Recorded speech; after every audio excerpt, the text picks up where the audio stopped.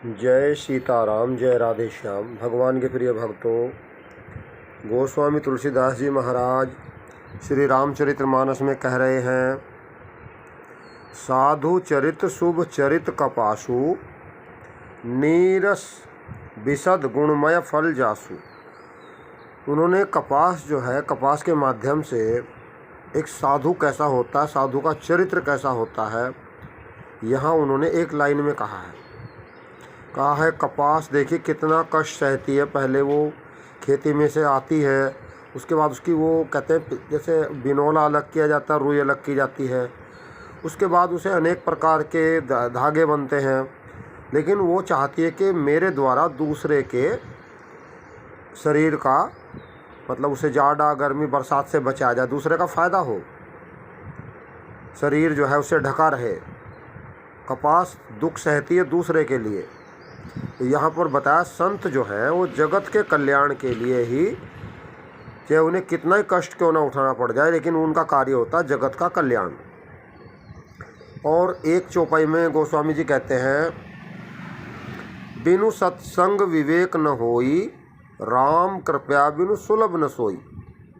भगवान के प्रिय भक्तों, ये बात सच है कि भगवान राम की कृपया के बिना व्यक्ति रामायण नहीं पढ़ सकता, राम की बातें नहीं सुन सकता, रामचरितमानस कहीं अखंड रामायण हो रही हो वहाँ नहीं बैठ सकता, सुंदरकांड का कहीं पाठ हो रहा वहाँ नहीं जा सकता। जब तक राम की कृपया ना हो तब तक राम की जो कथा है वो सुनने को नहीं मिलती है। भगवान के प्रिय भक्तों, बिनु सत्संग विवेक न होई, राम कृपया बिनु सुलभ न सोई। राम की कृपया से ही सुलभ हो सकता है। जानो वही जेहू देहि जनाई। भगवान के विषय में बताया, भगवान जो है जब अपने विषय में किसी को बताना चाहते हैं तो वो कथा कीर्तन के माध्यम से, संतों के माध्यम से ही बताते हैं। और एक चौपाई आगे चलकर है, को न सुख दुख कर दाता, निज कृत कर्म। तो ये कोई किसी को सुख और दुख देने वाला नहीं है। वो चौपाई कह रही है, व्यक्ति अपने कर्म से सुख पाता है, अपने कर्म से दुख पाता है। हम भले ही दोष किसे ही दे, भाई को, पिता को, पत्नी को, पुत्र को, किसे ही हम दोष देते रहें, लेकिन वास्तविकता यही है, जो हमने बोया है वही हमें काटना पड़ता है। और ये जो है हम लोग, जो हमें शरीर मिला है, शास्त्रों में कहीं बताया कि ये शरीर क्या है, यातना शरीर। अनेक प्रकार के लोग हम देखते हैं कि वो अनेक प्रकार के रोगों से पीड़ित हैं, तो वो एक तरह से यातना झेल रहे हैं। बहुत से लोगों के पास बहुत पैसा है लेकिन वो मिठाई नहीं खा सकते क्योंकि उन्हें नुकसान देती है। और जो गरीब आदमी है जिसके पास मिठाई खाने के पैसे नहीं है, वो बेचारा ललचाइत रहता है कहीं से मिठाई मिल जाए।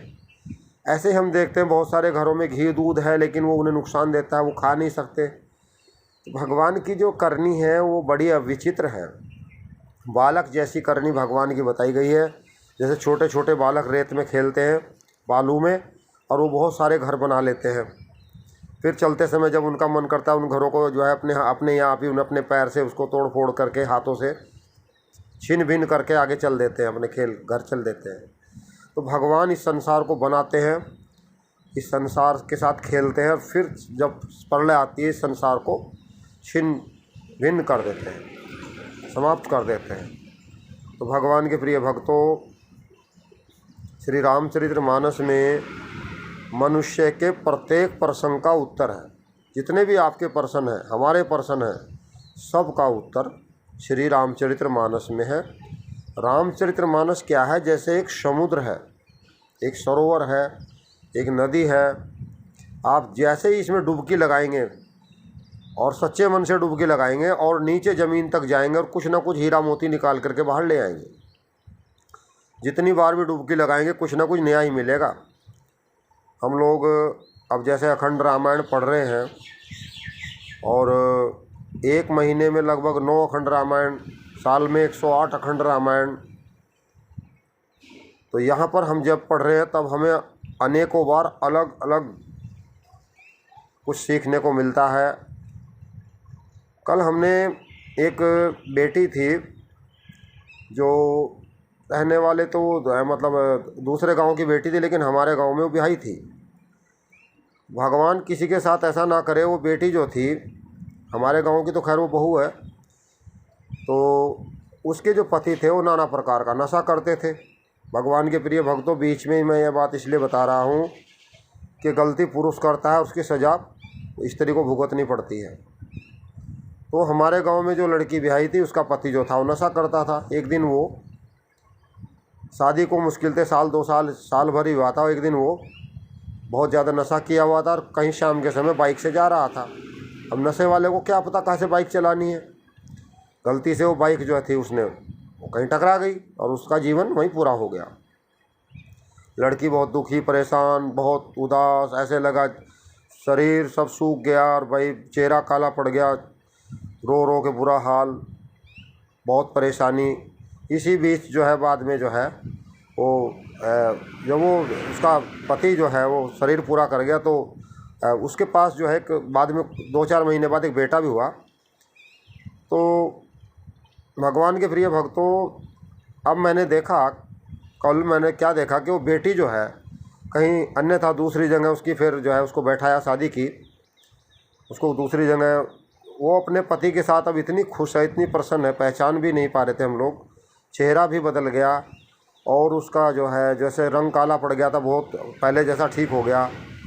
तो यहाँ मुझे एक बात कल याद आई, रामचरितमानस में लिखा हुआ है, जिय बिनु देह नदी बिनु बारी, तैसे हूँ नाथ पुरुष बिनु नारी। सीता माँ कहती है जब भगवान वनवास जा रहे थे कि हे प्रभु, जैसे नदी हो और नदी में पानी ना हो देखने में अच्छी नहीं लगती, और कोई आदमी है और उसके अंदर प्राण नहीं है वो देखने में अच्छा नहीं लगता, वैसे ही नारी का जो जीवन है वो पुरुष के बिना है।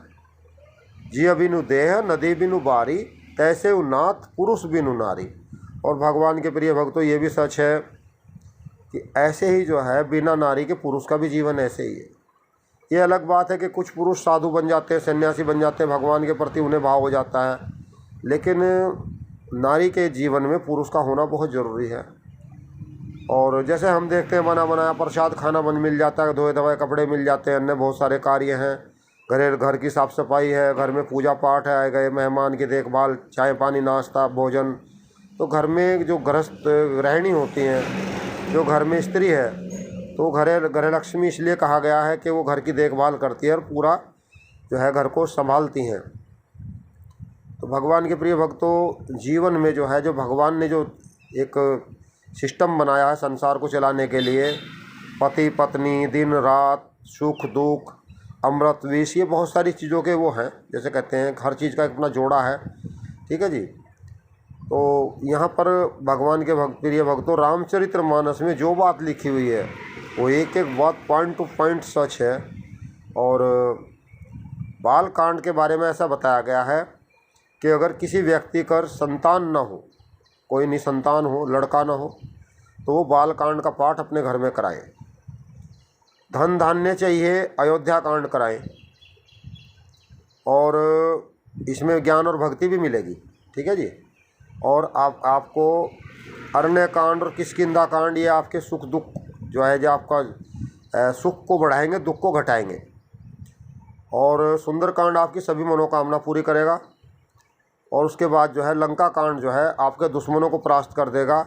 और उत्तर कांड में आपके सभी प्रश्नों का उत्तर है। तो भगवान के प्रिय भक्तों, भगवान शंकर का ये श्रीमुख से निकला हुआ ग्रंथ है, भगवान भोलेनाथ के श्रीमुख से निकला हुआ ग्रंथ है। गोस्वामी तुलसीदास जी महाराज ने इसे कलमबद्ध किया है। अच्छा, एक चीज़ मैं आपको और बताना चाह रहा था, जैसे निराकार भगवान है, बहुत सारे लोग हैं निराकार भगवान की उपासना करते हैं। तो गोस्वामी जी ने रामचरितमानस में निराकार भगवान को संक्षेप में रखा है। बिनु पग चलई सुनई बिनु काना, कर विधि कर्म करहि विधि नाना, आनन रहित सकल रस भोगी, बिनु वाणी वक्ता बढ़ जोगी। तन बिनु परस नैन बिनु देखा, ऐसे उन्होंने बताया कि बिना आँखों के देखता है, बिना कानों के सुनता है, बिना जीभ के हर चीज़ टेस्ट कर लेता है, और बिना मुख के बोलता है, बिना हाथों के सभी काम कर लेता है। उसकी जो है करनी अलौकिक है, वो मुँह से वर्णन नहीं की जा सकती। और साकार भगवान के लिए देखिए चारों वे, ये साकार भगवान के लिए देखिए आप भगवत गीता, रामचरितमानस, 18 पुराण, उपनिषद, भागवत कथा, शिव पुराण, बहुत सारे ग्रंथ हैं। तो भगवान के प्रिय भक्तों, आप इन्हें सुनिए। जय जय सीताराम, जय जय राधे श्याम, जय गौ माता, जय गो।